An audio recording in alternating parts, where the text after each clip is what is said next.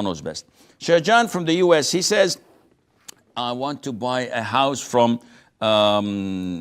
United Islamic Financing or whatever, and they have a plot and they have a profit of 2.8. They say the final price is fixed and there is a penalty fee if you are late, etc. I cannot answer such questions because a lot of the Muslims call me about such financing, and I say I have to look at the contract. And it's not logical for me to look at the contract when it's like 15, 20 pages and there are fine prints all over the place and the devil is in the details. So you cannot just simply say, oh, it says Islamic financing. No, lots of the Islamic financing are un-Islamic. They have scholars on their Sharia board that meets every blue moon, and they discuss few things that are Sharia related, and they sign and they give the verdict.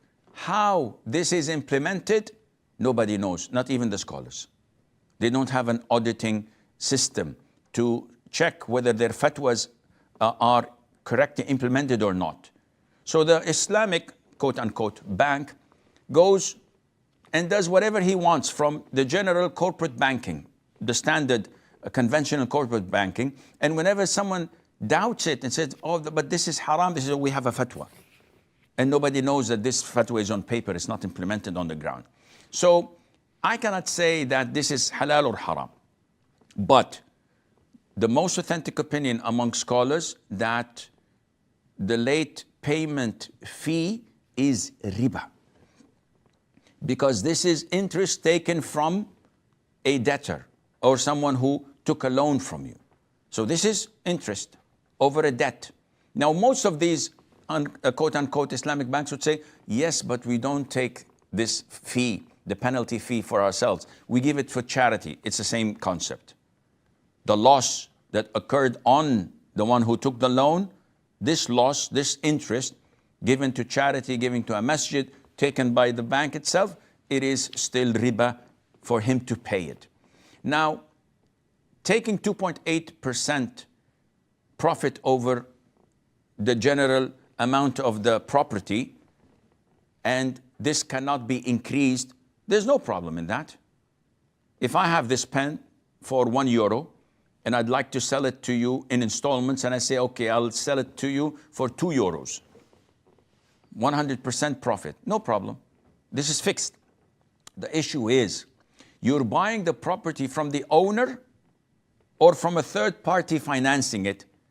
So my name is Asim. I'm interested in buying a house that belongs to Abdullah.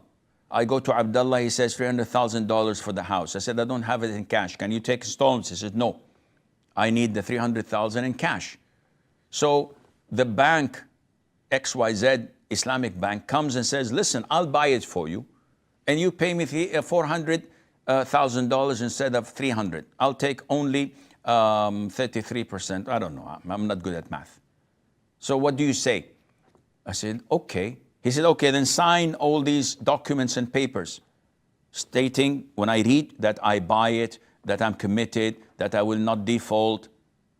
And I say, okay, what should I sign? Here?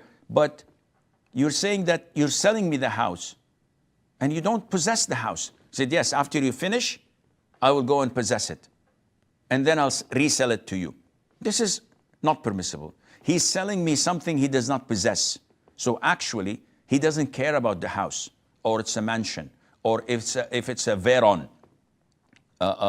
He cares about giving me $300,000 and I return them to him $400,000. That's it. What I do with it, it's none of his concern. No, this is not permissible.